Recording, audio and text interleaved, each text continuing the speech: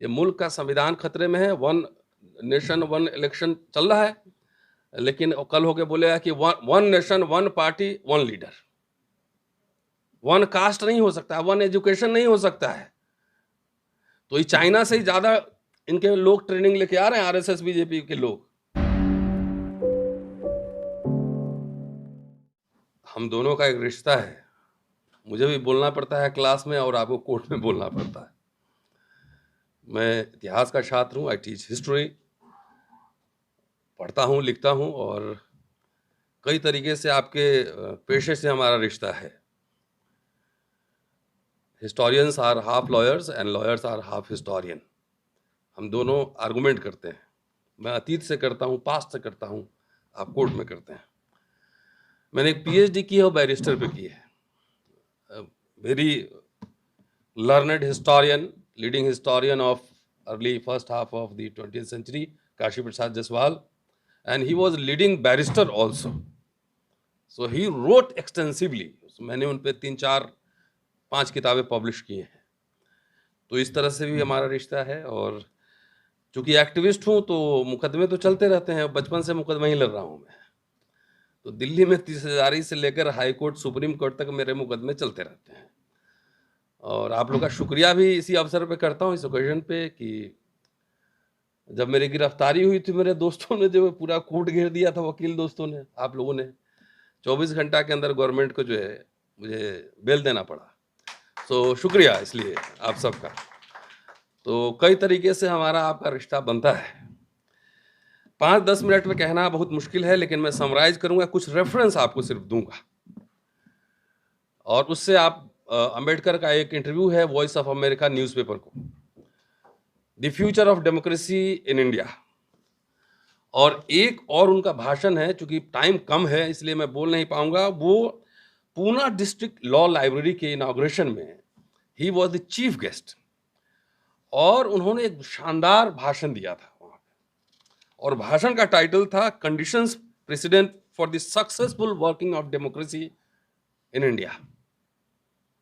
कि भारत में लोकशाही की सफलता से चलाने की पूर्व शर्तें। और वॉइस ऑफ अमेरिका को जो इंटरव्यू है वो पढ़िए। ये जो भाषण है लॉ कोर्ट में, ये है, डेट मैं बता दूं क्योंकि क्रोनोलॉजी सही रहेगा जी। एनीवेज, खैर डेट मुझे दिख नहीं रहा है। तो ये पहले का है, बाद में वॉइस ऑफ अमेरिका को दिया गया इंटरव्यू का, आफ्टर इंडिपेंडेंस दोनों। अंबेडकर ने सोशल जस्टिस तो तब बचेगा जब कॉन्स्टिट्यूशन बचेगा, जब पार्लियामेंट्री डेमोक्रेसी बचेगा, डेमोक्रेसी बचेगी। तो इसलिए ये भाषण में चुन के लाया था ये दोनों।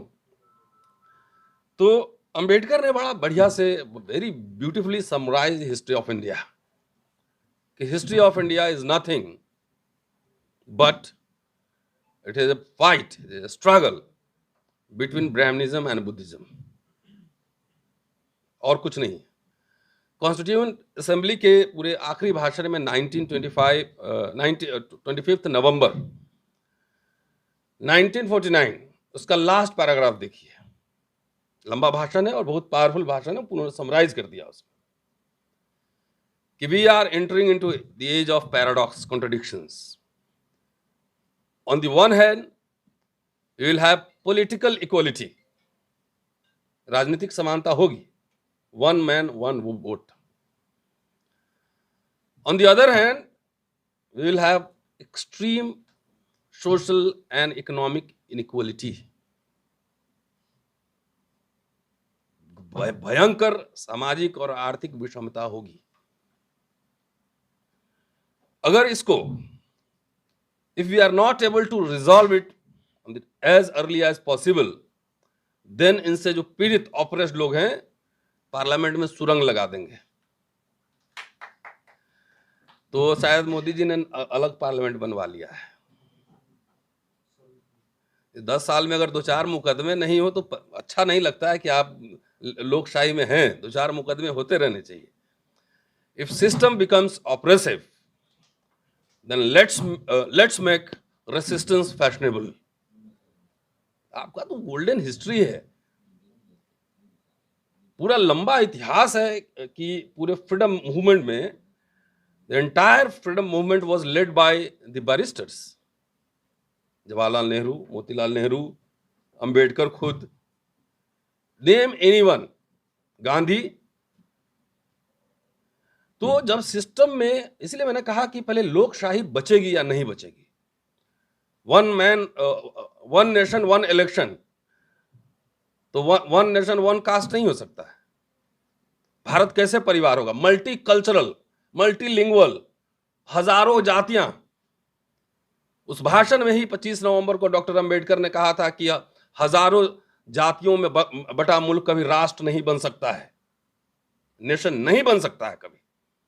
ये कोई यहां कोई भाईचारा वगैरह नहीं है।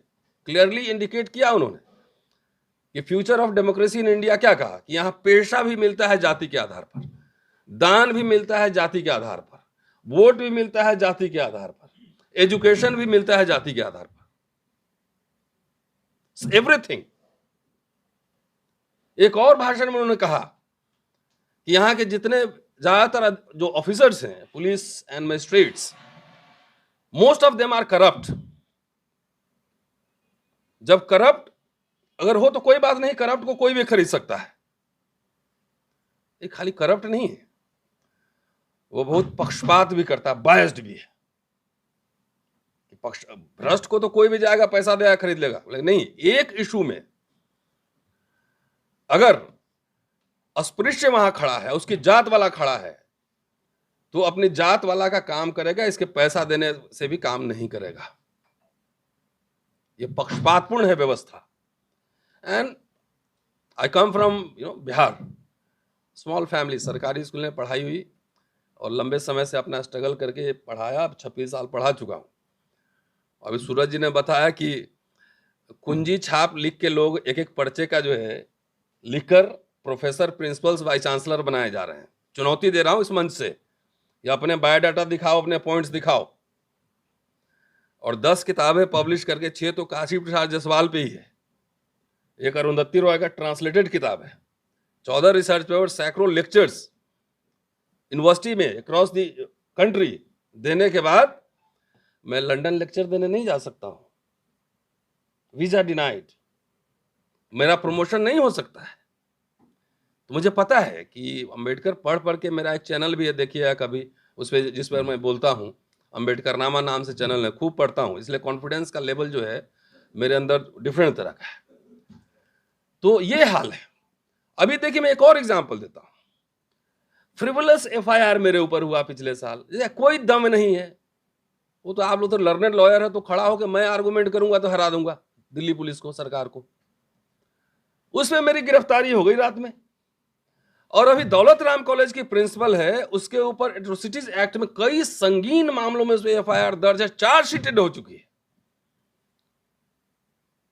लेकिन वो प्रिंसिपल में बैठी हुई है। There is no action from the police, from the vice chancellor. तो क्या यूनिवर्सिटी में वर्ण व्यवस्था लागू नहीं है? लागू है। तो इसलिए मैंने पहले कहा कि इफ सिस्टम बिकम्स ऑप्रेसिव, तो let's make fashionable resistance fashionable. मैं जानता हूं कि दर्द नब्ज कहां पे है। प्रमोशन होगा 5 साल बाद होगा, क्या फर्क पड़ता है? It hardly matters. If I am writing something, I am speaking something, पूरे दुनिया भर में लोग सुन रहे हैं मुझे, पढ़ भी रहे हैं। तो आप मेरे स्टेचर को, आप मेरे प्रमोशन से आप जोड़ के मत देखिए। बहुत सारे प्रोफेसर को मैं जानता हूं किस लेवल पे हैं, और आपसे 3 गुना मेहनत मेरा लगता है। आपसे रोज लड़ना है, 4 मुकदमे लड़ने हैं। जब मुझे लोग कहते हैं भाई दबंग आदमी डरता नहीं, किसी से बोलता है, जब मेरे साथ ऐसा कर सकता है यूनिवर्सिटी, तो इस देश में क्या सोशल जस्टिस होगा, ऐसी कल्पना आप करिए। मैं तो सभी दोस्तों को कहता हूं, जितने, मैं स्पेशली दलित पर्सपेक्टिव से कह रहा हूं बात, कि आंख में आंख मिलाकर बात करो। रोज सुसाइड हो रहा है दिल्ली में, फिर 2 दिन पहले हुआ आईआईटी में। सुसाइड मत करो, डरो मत, भागो, डरो मत, लड़ो, भागो मत, दुनिया बदलो। आंख में आंख मिलाकर बोलो, ऐसे अथॉरिटीज को पब्लिकली ह्यूमिलिएट करो। आई डू दैट, मैं रोज भाषण में बोलता हूं इसको, क्योंकि एक दलित से जो ना ह्यूमिलिएट होना ना, उसके हड्डी में बहुत चोट लगता है, ये मैं जानता हूं साइकोलॉजिकली। तो अभी भाई साहब, जिम्मेदारी हम आपकी बहुत बड़ी है। ये मुल्क का संविधान खतरे में है, वन नेशन वन इलेक्शन चल रहा है, लेकिन कल होके बोलेगा कि one nation one party one leader. One cast नहीं हो सकता, वन एजुकेशन नहीं हो सकता है। तो ये चाइना से ही ज्यादा इनके लोग ट्रेनिंग लेके आ रहे हैं, आरएसएस बीजेपी के लोग। ये पूरा यहाँ पे जो है ना जाते हैं बीच बीच में वहां ट्रेनिंग लेने, स्टडी करने। तो इसलिए बहुत मुश्किल का दौर है ये। सिर्फ रिजर्वेशन छोड़ दीजिए, सोशल जस्टिस छोड़ दीजिए। जब रिजर्वेशन सोशल जस्टिस नहीं था तब भी इस देश के बैकवर्ड दलित सरवाइव कर रहे थे। ये कोई फंडामेंटल राइट्स नहीं बचेंगे, ये भी मैं कह रहा हूं। किसको न्याय मिलेगा, कौन प्रैक्टिस करेगा, कौन नहीं करेगा, ये भी डिसाइड होगा नागपुर से, संतरा टीम से डिसाइड होगा।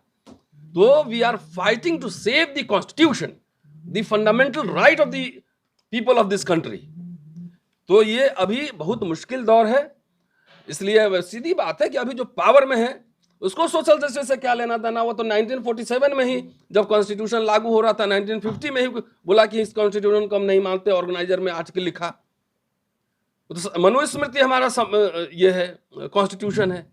तो जिसकी फिलॉसफी यही हो, जिस तरह से काम हो रहा है, जिस तरह से जो कॉन्स्टिट्यूशनल बॉडीज हैं, जिस तरह से उसको डिफंक्ट कराया जा रहा है। सुप्रीम कोर्ट से कई जजमेंट इस तरह का है, हम लोगों ने देखे। राम जन्मभूमि बाबरी मस्जिद, ईडब्ल्यूएस में तो पता नहीं फटाफट डिसीजन हो गया। कास्ट सेंसस पे कोई अभी एक्शन रिएक्शन नहीं है। और हो गया सर, 10 ही मिनट बोला हूँ शायद, हाँ 10 ही मिनट बोला है ना। कास्ट सेंसस पे कोई रिएक्शन नहीं है। क्रीमी लेयर, मतलब अजीब तरह का, कोई अगर देखेगा पढ़ेगा, दुनिया में अगर पढ़ता होगा इस तरह के ऑर्डर सब सुप्रीम कोर्ट का, जब हमारे जैसे आम लोग जो कि technically we are not sound legally, ये समझ सकते हैं कि 8 लाख इसका भी, 8 लाख इसका भी, इतने मतलब जिसका 65,000 रुपया पर मंथ तनख्वाह है, इनकम है, वो बिलो पॉवर्टी लाइन हो गया, ईडब्ल्यूएस में आ गया। ये सब गैर संवैधानिक नॉन कॉन्स्टिट्यूशनल डिसीजंस आए हैं, ये सब सुप्रीम कोर्ट से भी आए हैं। इसीलिए बहुत ही सीरियस मैटर है। लोग सर 2 बार हम लोगों ने सुप्रीम कोर्ट के डिसीजन के खिलाफ भारत बंद किया, दोनों बार जीता। एक एट्रोसिटीज एक्ट पर 2 अप्रैल 18, और एक जो है रोस्टर सिस्टम जब आया था, 13 पॉइंट रोस्टर सिस्टम इन्हें लागू करने के लिए कहा था, उस समय 5 मार्च 19 को भारत बंद किया। इसलिए मुझे लगता है इस लेक्चर में बहुत शानदार है, आप पढ़िएगा जरूर। Ambedkar extensively talked about constitutional morality, equality before administration, not law. Law में तो सब इक्वल है, एडमिनिस्ट्रेशन में इक्वल है कि नहीं ये ज्यादा इंपॉर्टेंट है। इसको पढ़िएगा जरूर। शुक्रिया। खबरों में बने रहने के लिए फोरम 4 को सब्सक्राइब करें और नोटिफिकेशन पाने के लिए बेल आइकन दबाएं।